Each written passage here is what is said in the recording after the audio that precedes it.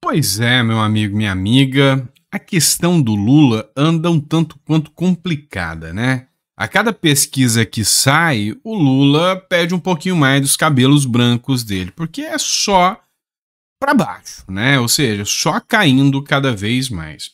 A última pesquisa foi divulgada aqui pelo Infomoney, e essa focada no município de São Paulo, né? Na capital paulistana. Apoio a Lula em São Paulo vem caindo, enquanto o de Tarcísio sobe, diz Datafolha. Aqui, nessa pesquisa que veio do Datafolha e foi divulgada pelo Infomoney, são antagônicos. O Lula perdeu mais de 10 pontos das últimas pesquisas para cá, e o Tarcísio em ascendência, crescendo. Enquanto um despenca, o outro sobe, tá parecendo uma gangorra. O de cá desce e o de lá sobe. Isso aqui é só o comecinho. Eu já falei para vocês que geralmente no começo do governo tem aquilo que a gente chama de lua de mel. Todo mundo empolgado com o governo novo, quem ganhou tá ali fazendo campanha, torcendo para aquilo dar certo. E essa tendência de lua de mel é nos 2 primeiros anos do governo. Depois de 2 anos, você já começa a perceber que o governo tá capenga, não tá com aquilo tudo, aí ele começa a cair. Cara, o Lula já começou a cair no primeiro ano. Nós estamos na metade do segundo ano. E a popularidade dele tá pior do que bumbum de sapo. Então, assim, a atuação do governo Lula tá falando por si só. E aquilo que eu falo para vocês, deixa a esquerda agir, que é o melhor cabo eleitoral para a direita. E é isso que está acontecendo. E, sabe, eu citei o Tarcísio de Freitas aqui, porque realmente o Tarcísio de Freitas vem se despontando como a figura possível de ser representação do bolsonarismo, né? E aí eu vejo muitas críticas. Hoje mesmo eu vi uma crítica do Leandro Rochel, falando que acha que o Tarcísio é um tucano, não tem nada a ver com direita, não é a direita raiz do Bolsonaro. Ele mesmo já falou que não é o bolsonarista raiz, então o Tarcísio não merece o respeito do público bolsonarista. Gente, entre nós, vamos deixar as paixões de lado e vamos começar a analisar a situação como ela tá. Vamos ser sinceros, vocês acham mesmo, e aqui eu tô falando olho no olho com vocês, vocês acham mesmo que o sistema vai deixar Bolsonaro concorrer? Cá entre nós. Então, entendam, nós estamos numa situação onde nós temos um presidente que está implementando a cultura woke, a censura, o autoritarismo de forma escancarada. De outro lado, nós temos um gestor que faz a diferença, um cara inteligente, um cara ponderado. Então, a gente tem que entender a diferença entre o radicalismo e a ponderação. Então, eu discordo totalmente aí dessa fala do Leandro Rochel. Para mim, Tarcísio de Freitas me representa demais. E ainda mais quando eu vejo assim, falas que representam, porque eu, cara, do meu ponto de vista, eu sou um economista liberal, um cara da economia liberal, né? Economista não, um cara da economia liberal, tá? E aí, o Datena resolveu dar uma lacrada aqui em cima do Tarcísio, e olha só o que ele ouviu do Tarcísio. É isso aqui que me representa, cara. É isso aqui que tá fazendo a diferença para quem acredita que o Brasil pode voltar pro trilho e andar no caminho certo. E o Lavareda falou assim: Datena, por que você não propõe? Não é questão de propor, estou lhe perguntando. Se não seria justo fazer um plebiscito em questão de privatizações? O senhor acha que realmente a privatização em determinadas empresas é o caminho e o senhor não vai mudar de ideia e nem pensa em fazer uma consulta popular através de plebiscito? Apenas para saber a sua posição. Datena, essa discussão ela foi feita nas eleições. A gente debateu muito questão de privatização nas eleições, né? E quando você trava uma campanha eleitoral, você tem a oportunidade, eu espero que um dia você possa disputar uma eleição, a gente tem essa oportunidade de discutir, né? Um ponto de vista pró, um ponto de vista contrário. Nós tínhamos visões na eleição extremamente antagônicas. Nós tínhamos um candidato estatista, que defendia tudo feito pelo Estado, e um candidato liberal, que defende aí o capital privado naquelas atividades que não são essenciais. Ora, quando eu transfiro determinadas atividades que não são essenciais para a iniciativa privada, sobra mais dinheiro e a gente ganha mais eficiência, para prestar o serviço público de qualidade naquilo que é essencial. Nós temos um desafio, que é a saúde. Pois bem, você vê aqui que ele é muito cirúrgico nas respostas. Não, o plebiscito aconteceu na urna. Nós tínhamos um petista, e esse petista era estadista, era um cara que queria enfiar tudo dentro do Estado e aumentar o gasto da máquina pública. Do outro lado, um liberal que quer privatizar, e é o que eu defendo, e está conseguindo. Você tem que entender que, às vezes, ficar gritando, vou fazer isso, e não se implementa as reformas porque você cria conflitos. O Tarcísio tá na dele, tá andando, o cara tá enfrentando o crime organizado, o cara conseguiu entregar para o estado de São Paulo e foca. Imagina que sonho esse resultado para o Brasil.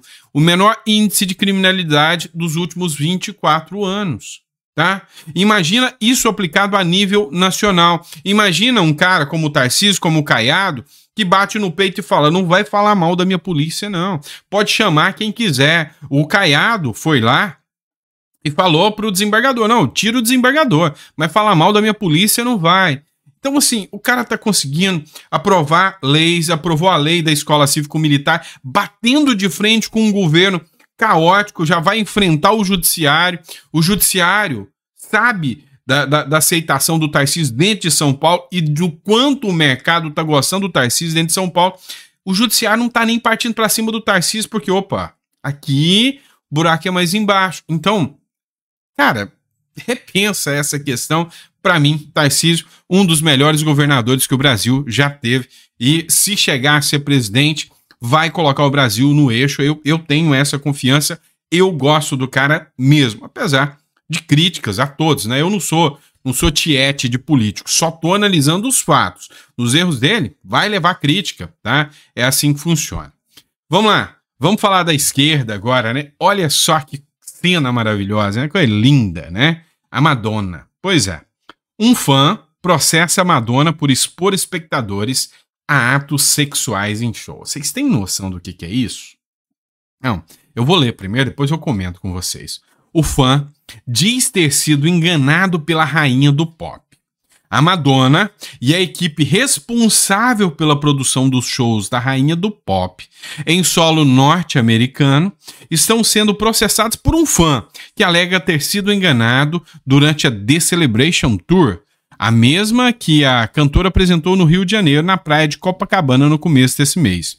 De acordo com as informações da revista People, Justin Lipelis entrou com a ação contra a artista na Califórnia, nos Estados Unidos, nesta quinta-feira. O autor da ação acusa a estrela de expor fãs ao calor, playback, publicidade enganosa e exposição indesejada a conteúdo sexual durante a apresentação, onde há simulações de masturbo, sexo oral e referência ao... não sei nem o que é isso, BDSM, bondade, disciplina, sadismo e masoquismo. É um negócio esquisito aqui, coisa de esquerda que eu não gosto.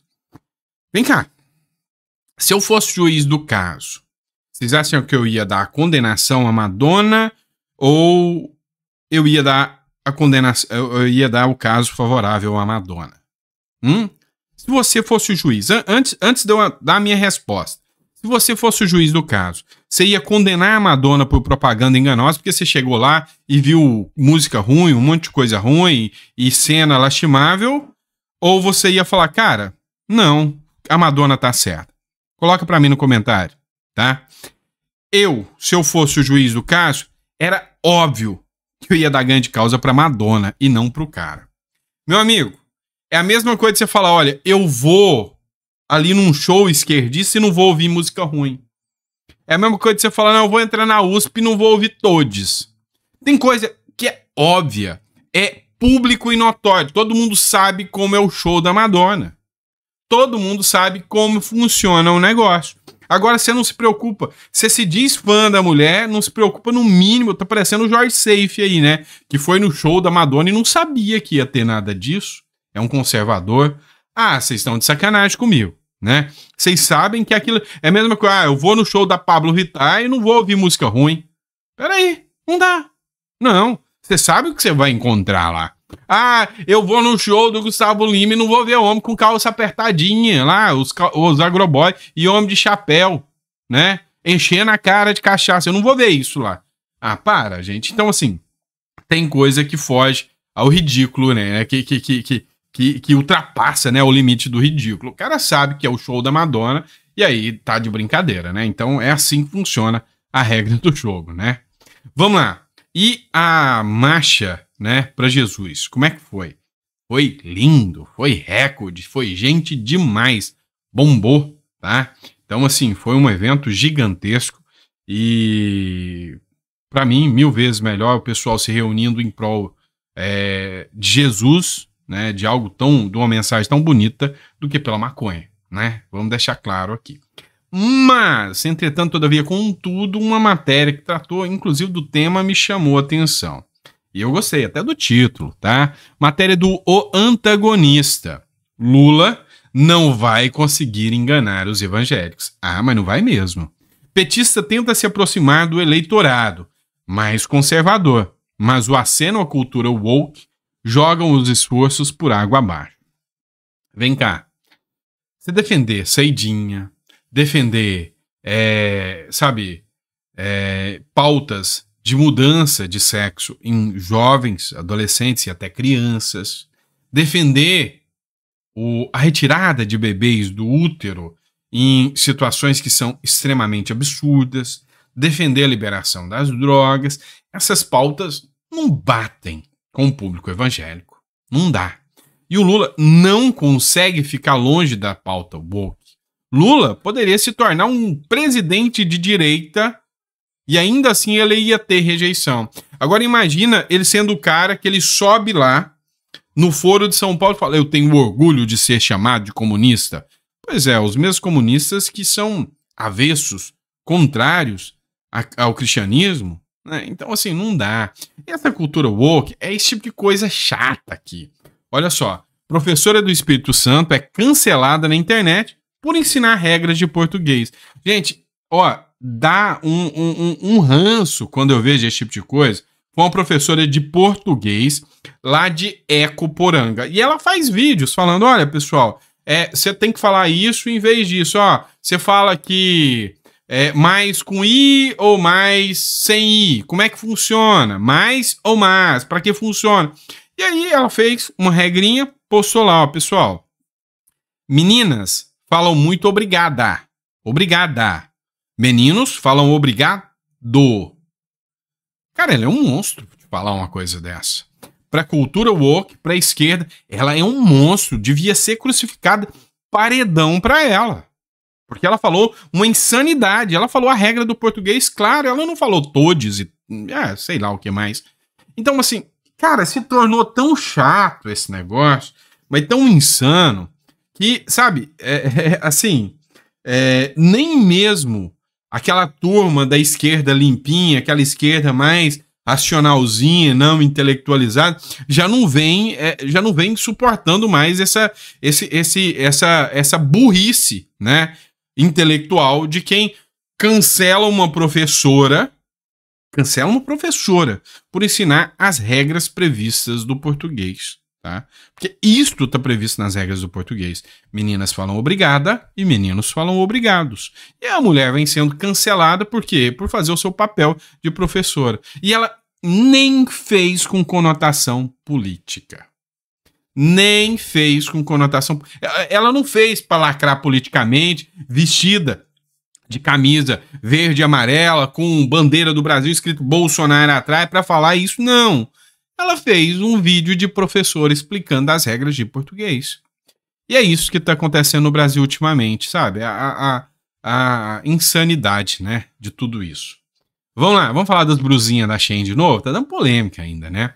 Ó, o Felipe Neto postou um vídeo e no vídeo houve uma checagem do Twitter ali. E aí depois ele veio e falou que a checagem estava errada, que não teve a votação nominal. Enfim, tá uma discussão. Quem que é o presidente dessa república aqui, né? É o Lula ou é o Bolsonaro? Os petistas têm que decidir. Porque os petistas estão falando que a culpa da aprovação das blusinhas ficarem mais caras com mais imposto é do Bolsonaro.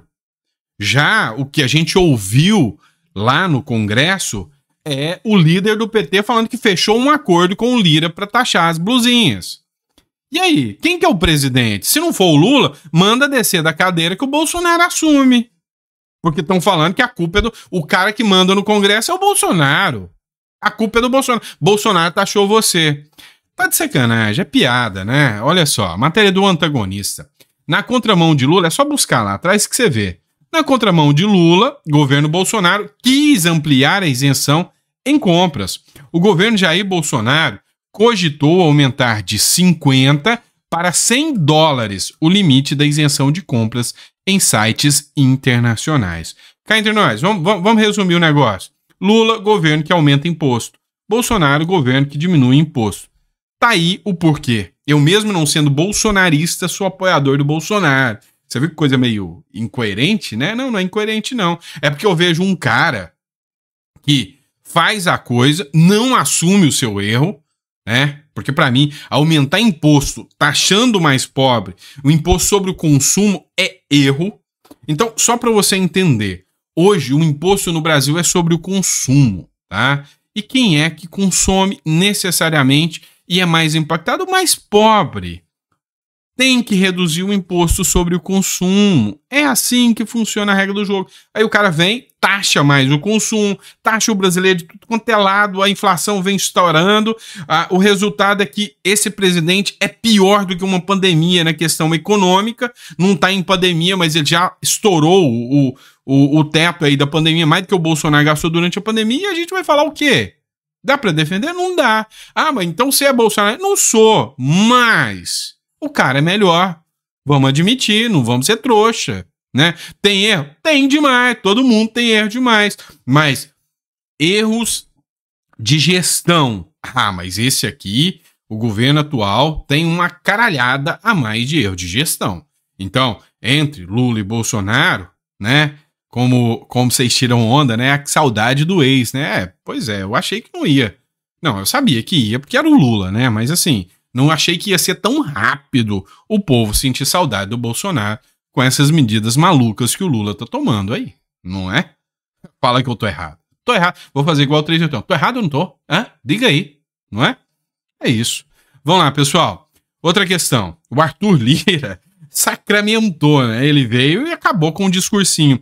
Quem que é o culpado? É o governo, tá? É o Lula. Ou é o Bolsonaro que é o presidente? É o Lula. Arthur Lira afirma que taxação de compras internacionais foi acordo entre partidos. Mas, vamos ver a matéria, o presidente da Câmara dos Deputados, Arthur Lira, afirmou que a decisão de aprovar a taxação de pequenas compras internacionais, ou seja, enfiar mais imposto em você, ocorreu por meio de um acordo entre partidos, né? De acordo com o Lira, a proposta de isenção fiscal foi fruto de um acordo entre deputados, governo e setor varejista nacional. Vem cá. Aqui, ó. Governo. Bolsonaro é o detentor do Palácio do Planalto? Tá sentado na cadeira de presidente, tem a caneta azul? Não. Então foi o governo. Quem que é o governo hoje, infelizmente? Vocês sabem quem, tá? Então o acordo foi entre deputados, tá? Bolsonaro hoje é deputado, né? Bolsonaro votou a favor ou contra? Não. Ah, mas Bolsonaro mandou uma cartinha pro Valdemar da Costa Neto falando, vota do jeito que vocês quiserem. Ah, então tá. Então por causa da cartinha do vota do jeito que vocês quiserem, tá certo. A culpa é do Bolsonaro mesmo, né? Deve ser o novo presidente aí do Brasil. Certo, né? O vídeo ficou longo. Não era pra ficar longo, não. Tá, eu vou encerrar por aqui. Eu tinha mais uma matéria para falar do Trump, tá? Eu achei interessante o da Megyn Kelly, tá? Uma fala da Megyn Kelly, que é uma analista política lá dos Estados Unidos, falando sobre a questão do Donald Trump, fazendo até uma comparação, chamando os Estados Unidos de repúblicas de banana. Eu me senti ofendido porque ela tá querendo tomar o nosso título, tá? E eu vou falar disso no próximo editorial com vocês, tá bom? Abraço, pessoal. Sempre um prazer estar aqui com vocês. Olha, de vez em quando a gente é mais irreverente um pouquinho, brinca mais, às vezes é mais sério. Faz parte do jogo. Nem todo dia um amigo passa na sua casa e ele vai conversar do mesmo jeito, né? Tem dia que a gente tem até nossos problemas pessoais e acaba até descontando aqui, né? Faz faz parte, mas esse momento de estar aqui com vocês eu acho muito, muito importante. Eu gosto, tá? Realmente, eu sou um cara privilegiado, eu tenho que levantar a mão pro céu, que eu sou um cara que, sabe, amo o que eu faço. E aí, tem uma frase que eu gosto muito: se você, sabe, ama o que você faz, você não trabalha um dia sequer na sua vida. Então eu sou um vagabundo mesmo, porque eu amo o que eu faço. Estudar, pesquisar, pegar, meter a cara nos livros, nas notícias, estudar leis, eu amo tudo isso. Então, há anos eu vivo disso e eu trabalho disso. Formei em 2010 e desde 2005, quando eu resolvi encarar um banco de faculdade pela primeira vez, eu comecei a me dedicar àquilo que eu amo. E eu amo estar aqui com vocês. E sabe, o sonho de qualquer um é poder falar e discutir e, sabe, conversar com vocês da forma que realmente acontece. Então, obrigado, tá? Eu tenho uma dívida de gratidão gigante porque vocês fazem parte da minha vida e engrandecem a minha vida e muito. Então é por isso que eu me sinto tão à vontade. Eu erro no português, eu falo palavrão, eu brinco, eu choro aqui com vocês. É porque eu me sinto hoje parte da família, né? Da família que faz parte desse canal aqui. Então, obrigado. Devo muito a vocês, tá bom? Abraço.